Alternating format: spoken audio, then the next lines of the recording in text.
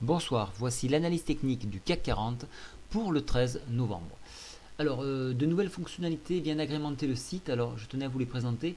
Dans Actualité générale, vous avez maintenant donc Le Monde, Le Figaro et l'Express, donc ça peut être utile, c'est mis à jour en temps réel. Vous avez également une autre option, c'est le BFM TV, donc vous pouvez regarder la télé directement sur le site avec une autre page. D'autres options sont venues se rajouter, donc dans Contactez-moi, si vous cliquez, vous atterrissez sur un formulaire pardon, vous pouvez sélectionner donc la partie.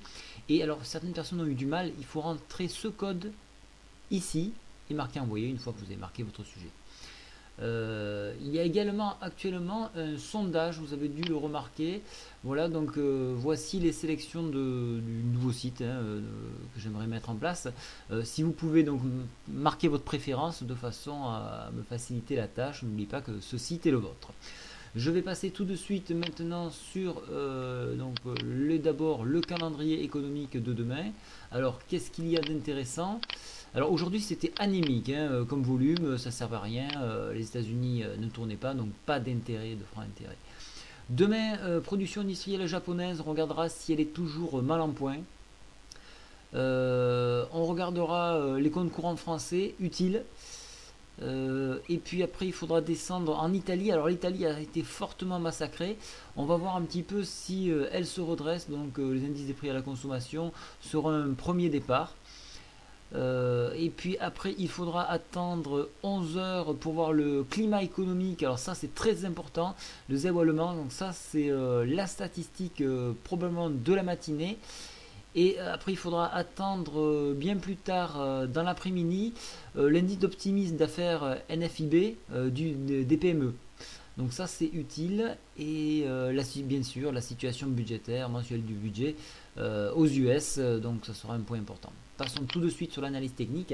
Alors, peut-être que certaines personnes l'ont remarqué, il y a un triangle symétrique de sommet. J'en parle assez rarement, mais bon, ça valait le coup là, puisqu'elle était vraiment, c'était vraiment cas d'école. Donc ici, donc on prend le sommet, on reporte. Dans la théorie, attention, c'est quelque chose qui se valide à 63%. Donc on pourrait monter à 3690, tout proche d'une résistance hebdomadaire à 3695. Attention, cette figure n'est pas validée, c'est de la théorie, bien entendu. On peut avoir un pullback, bien évidemment, de l'ordre de 37%. Ce qui casserait donc le super trend baissier et la MM100. Alors regardez quand même on se repose sur cette oblique là que je vous ai tracé, et donc en cas d'enfoncement, donc on irait chercher ici, mais en cas de rebond, tester 3448 est tout à fait crédible. Alors je voulais vous faire remarquer, mettre en évidence quelque chose en hebdomadaire. Regardez, on s'appuie sur le GAN éventail ainsi que la MM20 ici. Donc soyez très prudents, ça n'a pas l'air de flancher.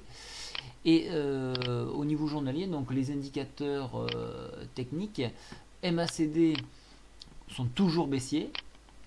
Le stochastique est en train de consolider, on le voit ici, il remonte un petit peu, malgré qu'on ait fini dans le rouge.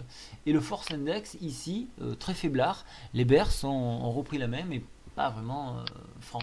Alors pour moi, cette journée est tellement insignifiante, au vu des US qui n'ont pas tourné, que c'est une journée à blanc. Donc je reste sur cette figure ici, une forte figure haussière. Et donc pour moi, normalement, on devrait chercher la MM7 dans un premier temps et venir chercher les 3450 environ de la résistance. Attention, cela n'engage que moi, mais mon idée serait plutôt pour une hausse. Voilà, je vous souhaite une très bonne soirée à tous. Au revoir.